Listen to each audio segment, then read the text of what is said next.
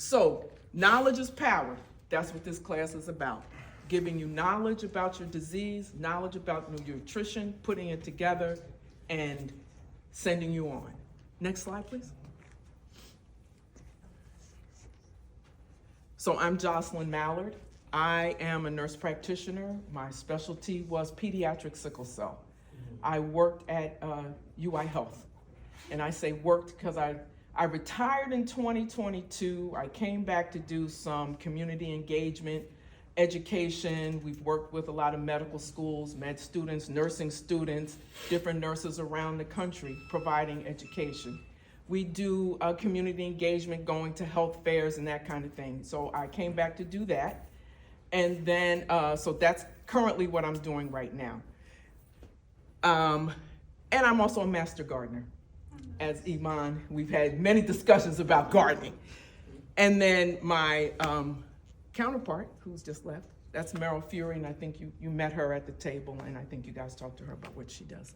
So, hydrate, hydrate, hydrate. We all have been told this, maybe you haven't.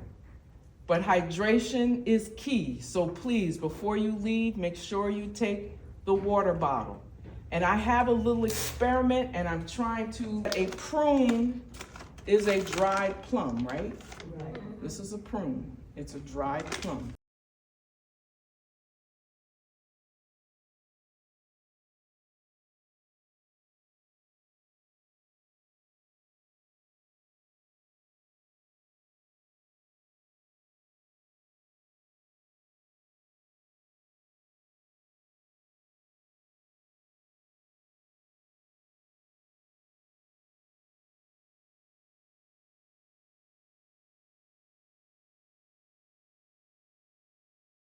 What is sickle cell? Genetic disease.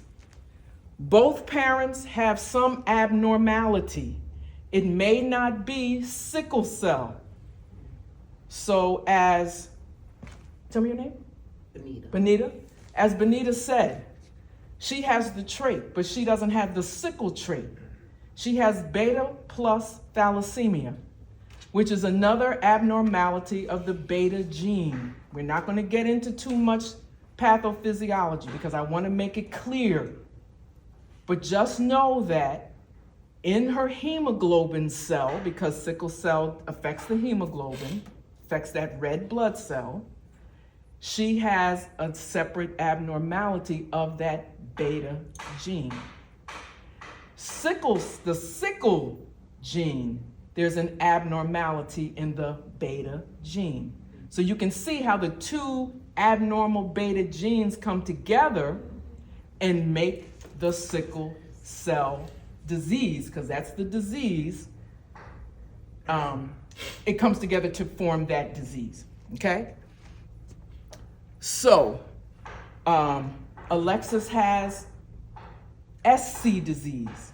So one of his parents had the sickle gene, and the other parent had the C hemoglobin gene, which is also an abnormal beta gene, okay? So there are many abnormal beta genes. It's when they're combined with that sickle gene, you get the umbrella of sickle cell disease. Sickle cell anemia is specific to SS disease and S beta 0 disease, which means you have no beta, a functioning beta on that particular gene. So there are many types of sickle cell. It just needs one sickle gene and another abnormal gene. But let's say you have one sickle gene and you have a normal gene. What do you think that is? The trait. Boom! So that's the trait. So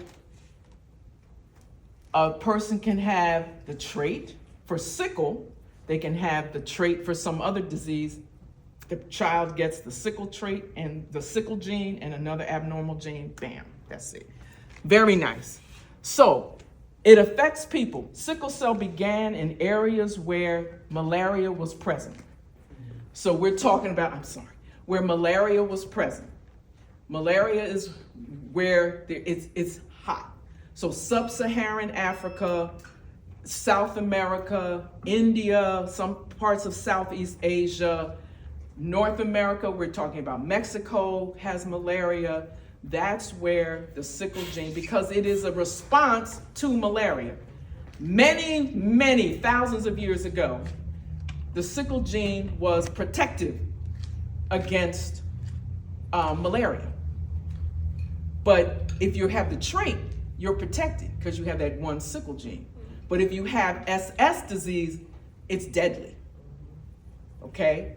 So what happens? How did it get to the States? How did it get to Canada? How did it get? Slavery actually brought sickle cell to the Americas. It brought it to Europe. It brought it to parts of Asia. Wherever black folks from Africa and other people from India and these other areas that were endemic to malaria, wherever they traveled, sickle cell went with them. So we talked about the abnormal shape of the red blood cell. So you have a normal red blood cell that's affected by different things. It becomes sickle shaped, thus the name sickle cell disease. It restricts blood flow. Blood carries oxygen. So when you restricted your oxygen flow, what happens? You have fatigue. You don't have that energy that you used to have, that you thought you needed. So you probably had fatigue and didn't even understand why. Next slide, please. When oxygen is delivered to the cells, that's what keeps the cells going. But when oxygen is not delivered to the cells, that's when tissue dies. It's just that simple. So when you have a vaso-occlusive crisis, what happens? The oxygen is stopped flowing to those particular areas, and those areas, they're going through a type of death. And then they end up giving you fluids and medications and that kind of thing. It pushes the cells out of the way, pushes the blood back into that area, your pain goes away. So I describe the beginnings of it. When I talk to people who have no clue what I mean about blood flow restriction, I tell them, sometimes when you're sitting on the toilet and you're leaning on your legs and your legs go to sleep, that's the beginning. But can you imagine if your legs continue, that blood flow continue to be disrupted and not go to those areas? It becomes very painful. Because when you get up and you try to walk after, it's painful. So you can imagine if it's been restricted for days, what that kind of pain feels like, because basically what's happening is those cells are starting to die. Okay? So this slide basically shows you all the areas that are affected by sickle cell. So what areas do you think are affected by sickle cell? Everywhere, because blood flows everywhere. So that's why you have stroke. You have retinopathy, meaning your eyes. You have to get your eyes checked annually by a retinal specialist, not just going to LensCrafter or 4Eyes. You need to go to, I can send you the slide if you want. Yeah, I can send it. I can send you the deck if you want. This is about education. Yeah, I want the slide. Okay. So, kidney disease is a result of sickling, lack of oxygen in the kidneys. Bone issues. People have avascular necrosis. What is that about? Blood not flowing to the bone. The bone is a living tissue. It needs oxygen as well. Sores that don't heal because oxygen can't get to that area. So there's a lot going on with sickle cell. Next slide, please. So this is just a slide talking about oxygen transport. What happens is oxygen is brought in to the cells by the lungs. You breathe in, red blood cells flow by, they pick up the oxygen, they go to different places. When the oxygen is released from that red blood cell, it changes they call it tension on that blood cell.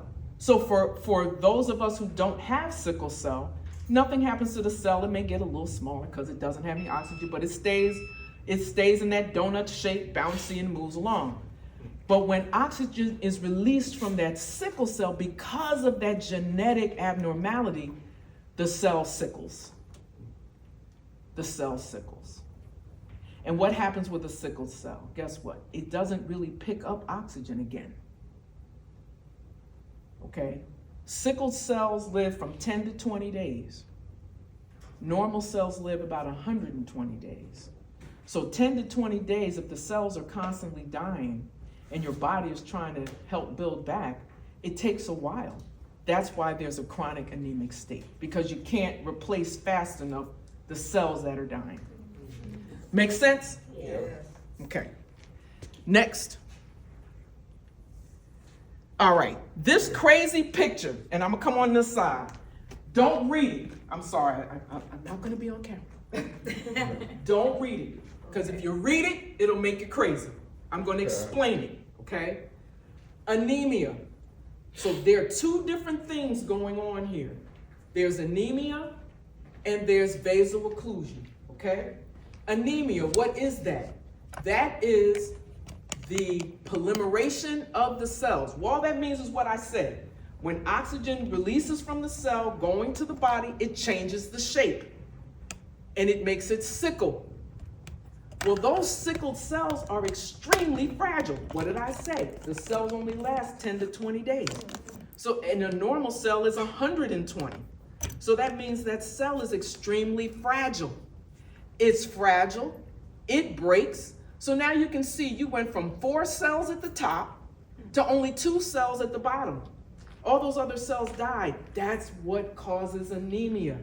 There's not enough red blood cells. Okay? Just that simple. Does it make sense? Yeah. If it doesn't make sense, please tell me. Okay. Now the next part of this is vaso-occlusion. Basically, when you have a pain crisis, what's happening? What's happening is when those cells sickle, they irritate the lining of the blood vessel. And it sets up an entire, they call it the inflammatory cascade, which means red blood cells, platelets, these are all cells in the body. White cells that are fighting infection. All of that come to the area. They're like, ooh, infection, ooh, injury, ooh. They're all coming to that area. And they're forming, you see this down here where it says multicellular adhesion? There's so many of these cells activated because your blood vessel is on fire because of so many sickle cells. The sickle cells nicking the inside of the lining, the cells breaking open, and all that stuff that's in the cell is not toxic when it's in the cell, but when it's outside of the cell, the body's not used to that. So it's toxic. So it sets up all these responses that our bodies have. And there's so much going on that these cells start to clump together. So not only do you have the sickle cells floating around, you've got all these other fighting cells floating around because they don't know how to respond to that cellular damage. So they're just all over the place. They get into our bloodstream, they flow through the stream, they get into those smaller vessels, and what happens? They block it. Because there's such big molecules trying to move around. And they can't move around. So boom, what happens? Just what I said. It closes off the blood flow going to those areas. Those areas are starved for oxygen. And that's where your pain comes from. Next slide, please. Makes sense? Like I said, 2 different things going on.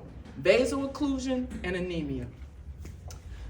So in these next couple of weeks, we're going to talk about the inflammation that's caused by sickle cell, oxidative stress, and we're going to talk about hypermetabolism. Hypermetabolism is just a fancy word for saying your body energy is so revved up because it's trying to repair. It's trying to build red blood cells. It's trying to repair those damaged areas. All of that needs energy. So your body is like rolling, rolling, rolling, rolling, rolling. You can't eat enough calories sometimes to provide that energy. That's why the majority, not all, but the majority of patients that I see are very thin because you can't eat enough, or you can, but you got thin, because you got muscle breakdown. The body has to get energy and tissues to build other tissues from somewhere. Okay, next slide, please. So these are the medications eventually that we'll talk about. NSAIDs we'll get into for inflammation. The Adakveo, which is a new drug from 2019. It's supposed to cure some of that inflammation by reducing some of that stickiness I was just talking about. And Dari is L-glutamine. L-glutamine is something you can get from food. We'll keep it pushing. Opioids blocks the pain. Hydroxyurea actually increases fetal hemoglobin. We'll talk about that if you have any questions about that. Usually SC patients, they don't give it to, but sometimes they do, depending on what the outcome they want to see is. So I don't want to say you'll never get it, but I just want to tell you that generally speaking, they don't prescribe it for SC, but they may suggest it based on your disease presentation. Make sense? Okay. And then we're going to talk about vitamin D, C, omega-3s. These are building blocks. These are important things. E is important. B complex is important. So we'll talk about all that. We'll get into that later. Next slide, please. We'll come back to this after Merrill's. And next slide. So the takeaways from this: sickle cell is genetic. It is worldwide. It is more than one disease, and we have 3 diseases represented here. We have S beta plus, we have SC, and we have SS.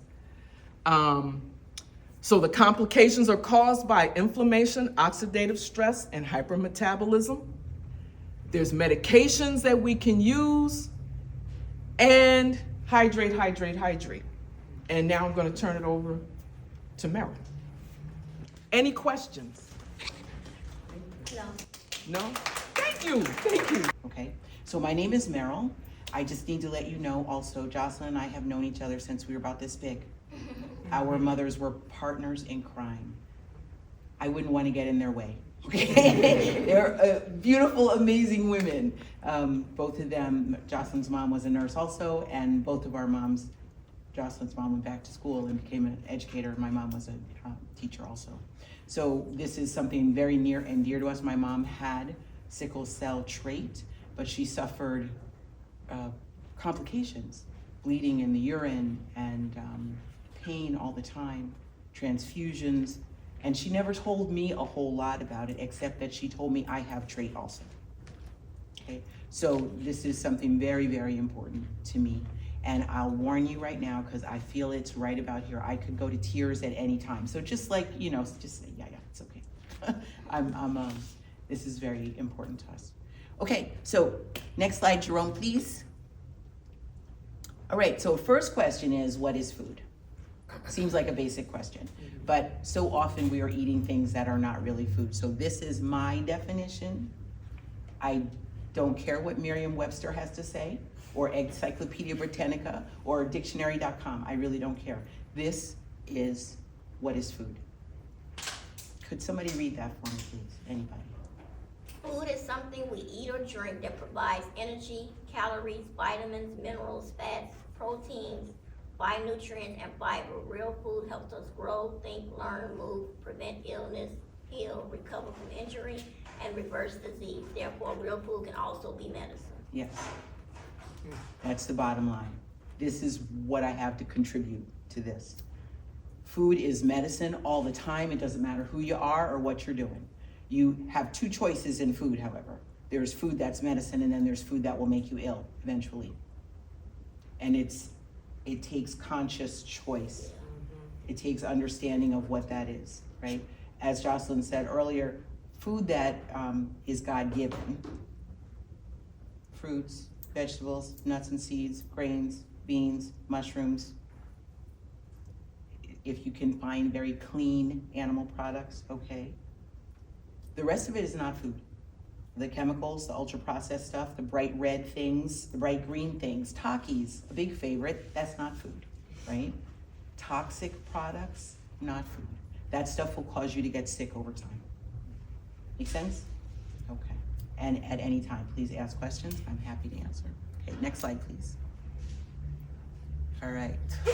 I can see why you were sitting over there. All right, hold on. All right, so the question is, in this one, do you ever notice that some food makes you feel better than others? Mm-hmm. Some food absolutely makes you feel ill, right? Now, I stopped eating animal products about 10 years ago. And I started, can I say, my journey toward complete whole food plant-based when I was 15.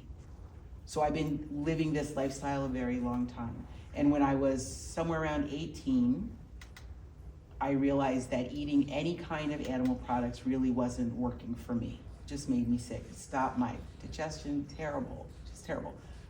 Rashes and upper respiratory infections, ear infections, just not good for me. And cheese is very hard to quit. Very hard, right? So it took a long time for me to let go of cheese. Actually, just, I have a head full of trivia about food. Cheese is actually physically addictive. It's got something in it called casomorphine, morphine.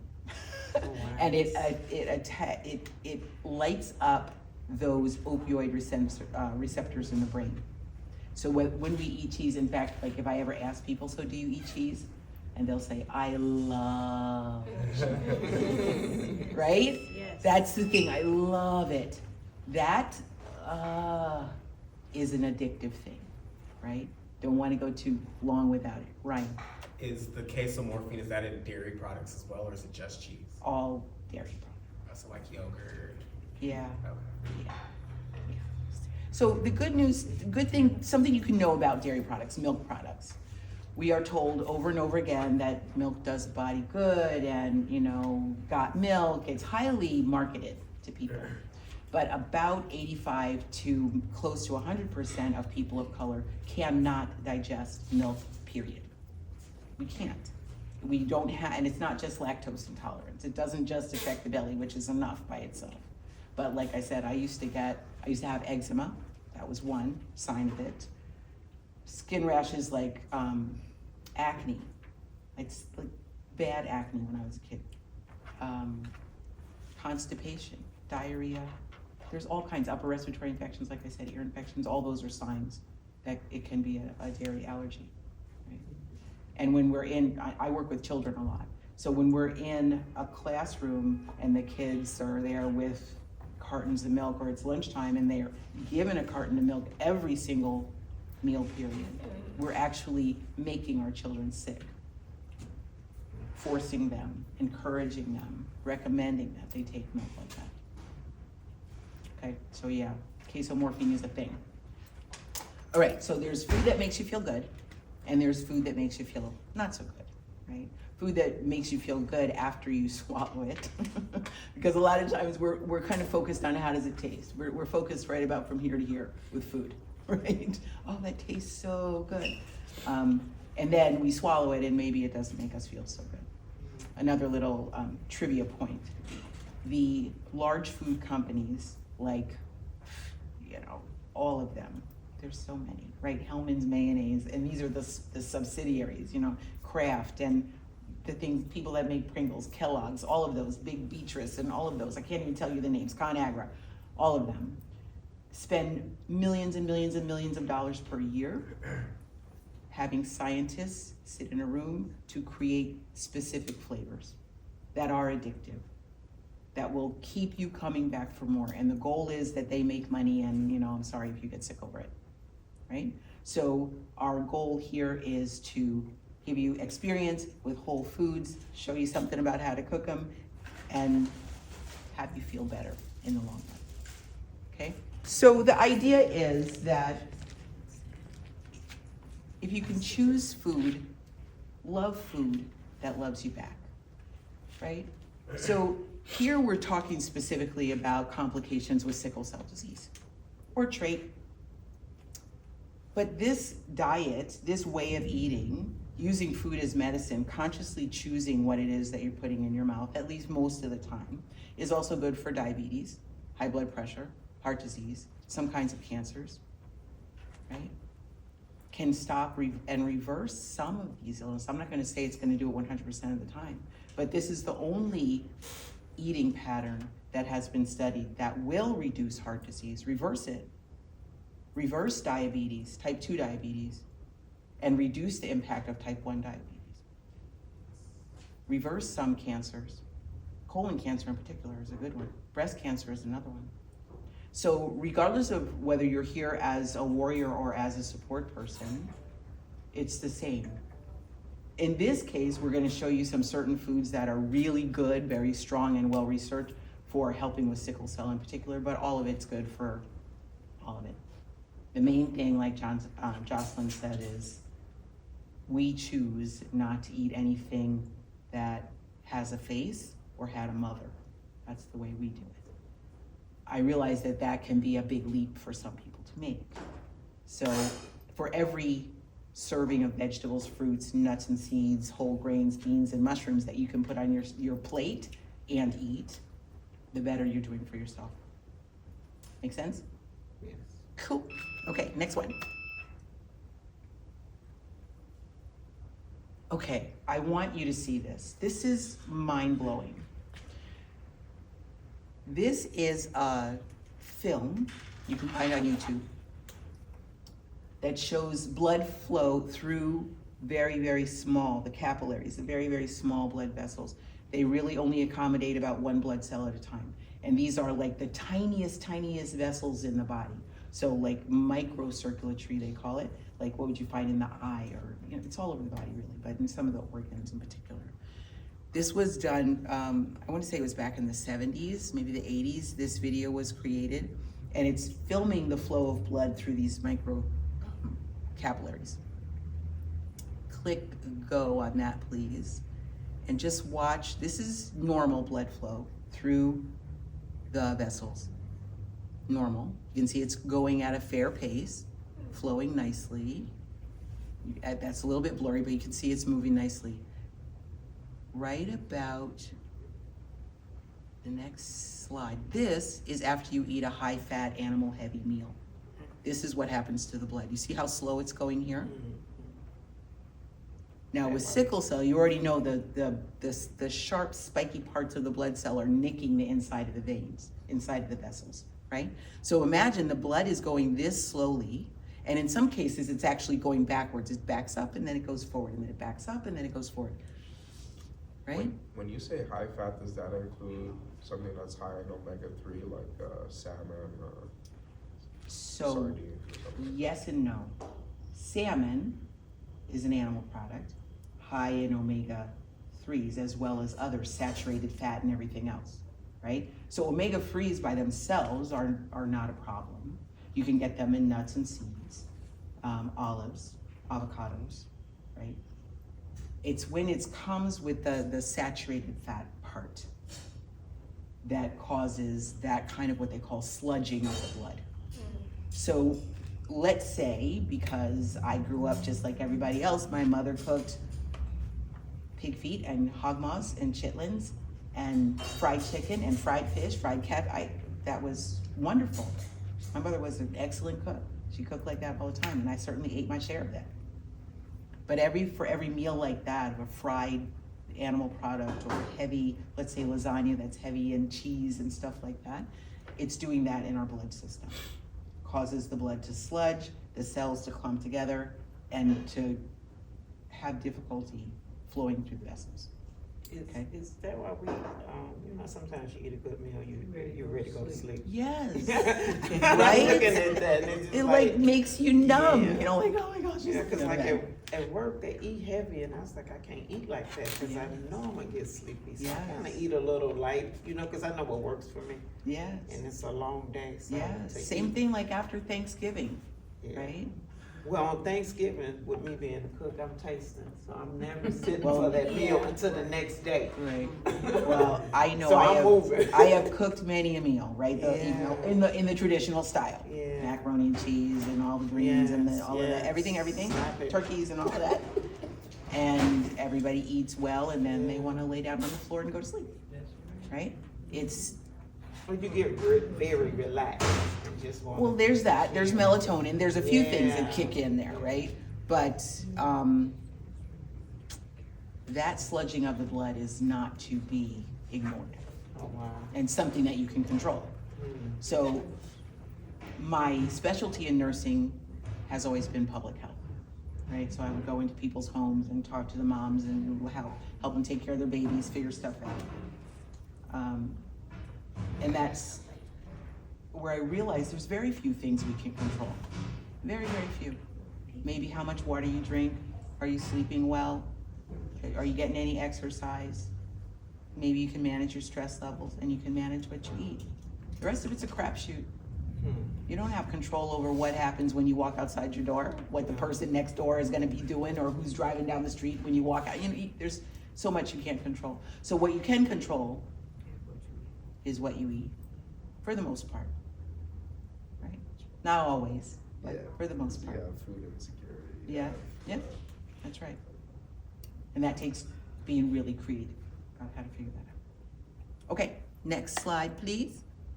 Okay, so we're gonna talk just a little bit about food labels, because that's one way that you know that what's in what you're eating, right? Okay, really simple. First thing, ignore the front of the package. It's a lie. It's a billboard. It's a sales page. Just don't. It could say, made with all organic products. It could be a complete lie. The front of the package, just ignore it. That's the bottom line there. We'll go into more about food label reading and how do you figure out if it's really something worth eating. Pop-Tarts clearly are not food. Not really. They're made with refined flours, additives, preservatives, texturizers, colors, lots of sugar. Nothing really there except what we used to call empty calories that will fill you up for a time and deliver no nutritional value, right? Okay, next slide. Okay, we're getting ready to cook now, okay? Woohoo! All right, so a couple things about kitchen safety. Okay, first, I don't wanna assume your level of knowledge about kitchen. So how many of you cook on a regular basis? They cook on a regular basis. I used to. Okay, so you know your way around the kitchen. Yeah. Okay, okay, all right. So just some really simple basics as listed there, right? One thing we gotta do is we gotta wash our hands. Now, what you do in your kitchen, that's your business, but here we gotta wash our hands, Yes. right? We gotta do Always. that, all right. Just because I love you guys, could you just read what's on the slide for me? Wear gloves. Wear gloves. Okay, so if you have broken skin, right? Say you have a rash or you've got cuts or something like that, you can easily wear gloves. Some people just plain prefer to wear gloves. We do have 2 sizes of gloves there in the back. Okay, but make sure you wash your hands for sure. And if you do anything like, or, you gotta wash your hands again. Okay, I'm just saying. Okay, next point. Knife skills. Yes, knife skills. So we have some brand new knives back there. So they are pretty sharp. Just be careful, please don't cut yourself. I've done the wrong, I cut the tip of my thumb off once. It took quite a while for it to grow back. So just keep your fingers out of the pathway of the blade, right? You can hold the vegetable like this, like in a claw kind of grip. Say this hand is the vegetable and this is what I'm holding with. Keep your fingers tucked. Does that make sense? And then you're chopping this way and maybe it'll glance off your knuckle, but you're gonna be really paying attention and you're not gonna have any accidents, okay? Right, what's up next? Cutting surface, no plastic. Yes, so just found this out within the last year or so. Plastic cutting boards give off microplastics in your food. As you have your beautiful, either white, yellow, blue, green, I've seen all colors, you know, multicolored patterns with flowers, whatever. There you are cutting away with your knife. Every time you cut, you break the plastic, right? And then you slide you scrape the food off to the side, you're scraping the plastic, right? Microplastics are not food. Back to the what is food. Plastic is not food. So we're avoiding putting that into the meal. And at home, please, if you have plastic cutting boards, consider replacing them with either wood or like titanium or glass. Stainless steel if you could find that, but something that doesn't, Or marble, also lovely, heavy to carry around, but yes, very good, very, very good. But you want something that doesn't chip or scrape or break up, right? And that cleans completely. So for instance, if you're using a wood cutting board and you're cutting animal products, use one cutting board for the animal products. Separate cutting board for vegetables and fruits and things like that. In my kitchen, I even have a separate cutting board for the onions and garlic because I don't want my pineapple to taste like onions, right? Okay, next.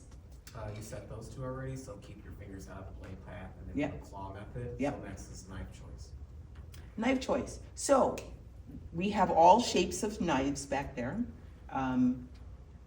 Some people feel really comfortable cutting with a little paring knife. There are larger knives. Choose one that's comfortable for you, and we can talk about knife skills and cutting and what's most efficient. But just choose one that makes sense for you, that you won't feel overwhelmed by or uncomfortable by or feel clumsy or clunky handling. Because that feeling of being unsure about how to hold the knife or the size of the knife can lead to you getting injured. Okay, anything else? Last one is rolling motion. I'll show you that in the kitchen or when we're chopping. Okay, thank you. Next slide. I think, what does that one say? Conversation starter. Okay, well, we're really going to the kitchen now. Let me ask Jocelyn.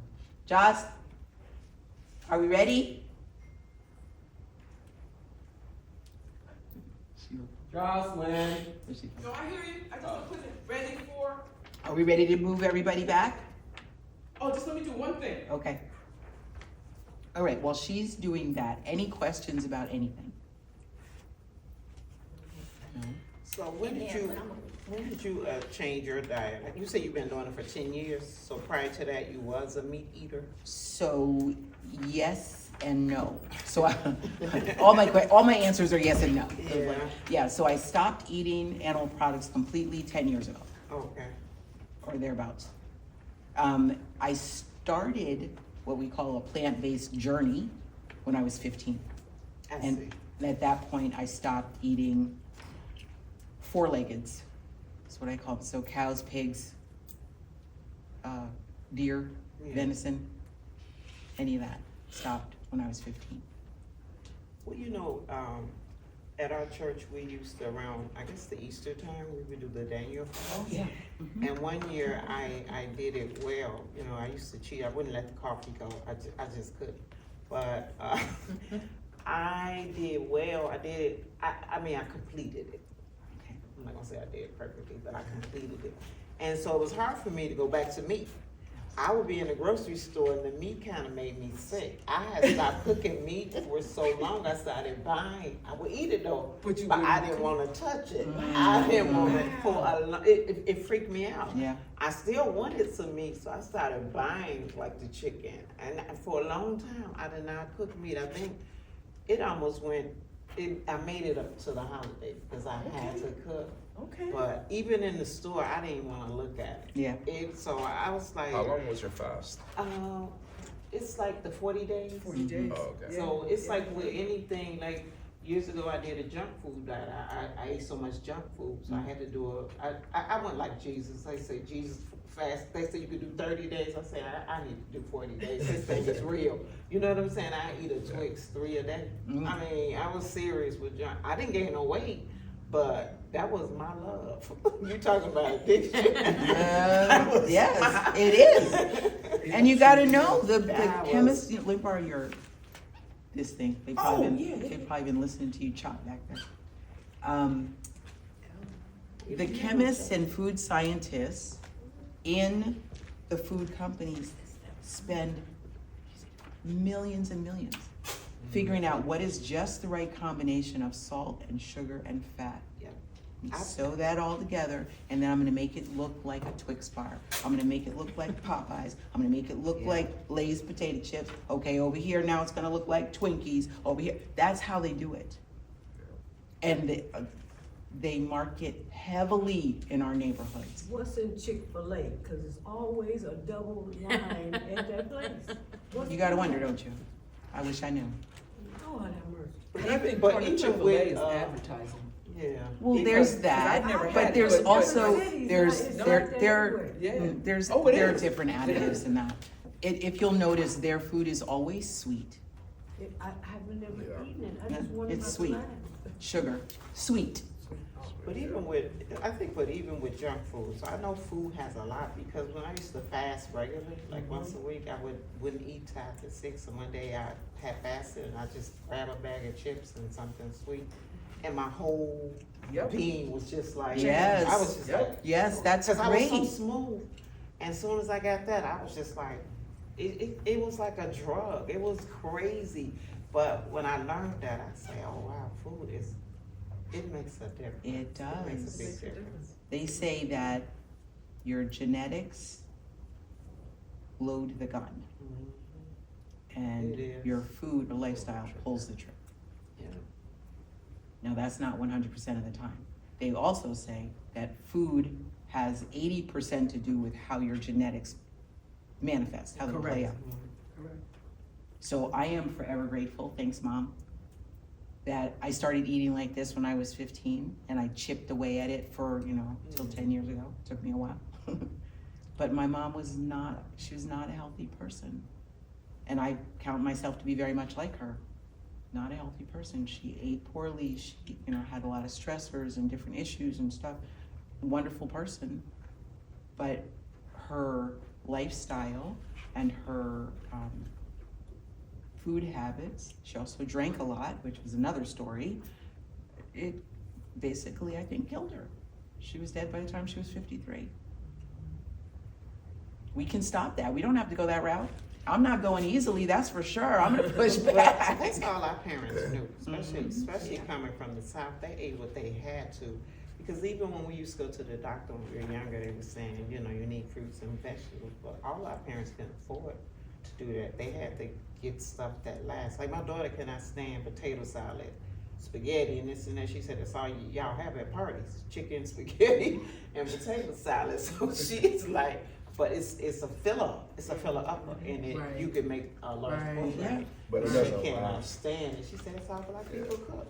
I said, Well, and that's, again, I'm gonna go back to that, we're marketed to heavily, and it comes in so many different forms.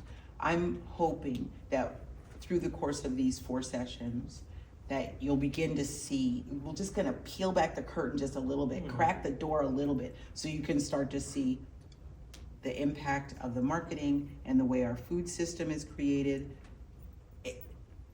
Okay, Is that why? it's amazing. It is amazing. It is amazing to me every time I see it. I'll give you just one example.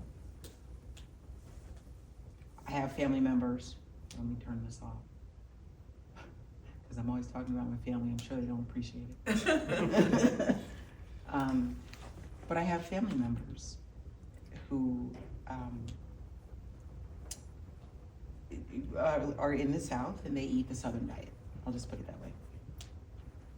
And what they wind up starting to show all the signs of a high fat, high sugar kind of diet. High blood pressure, heart disease, diabetes, it all starts to show up. Anemias and different things show up.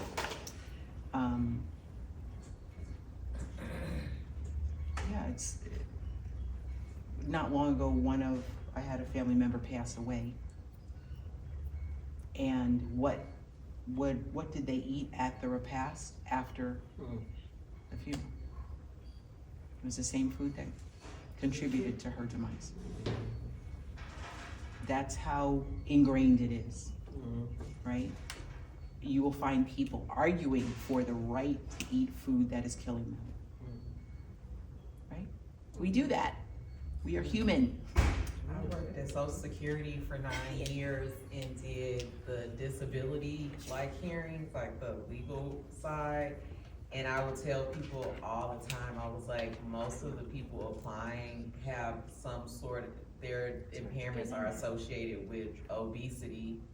And you'll read the medical records and people just will refuse to change their diet or comply. But even to your point, I was like, people pass away and then the food that killed them, that's what we serve at the recepts. And every But most of the possible- people who filing for disability, if they would just have a healthy lifestyle, and you'll see it in the medical records that I'm like, I'm not a conspiracy theorist person, but I say and I'm not a healthy eater, but I'm like, the food is gonna kill everybody. And there's a little, I won't even start down that path. That's a whole Yeah. conversation. But just so that you know, this society is not designed to create healthy Yeah. citizens. It's not. And we will make it be your fault that you ate that thing that you did when all your life, all you've ever heard is you should drink milk and eat cheese at every meal and you should have at least a quarter pound of meat on your plate all the time. And vegetables are, who needs those? Real men eat meat, right? Only little girls eat rabbit food. There's so many messages that we get, right? That are actually detrimental to our health. So with that, I think we can go back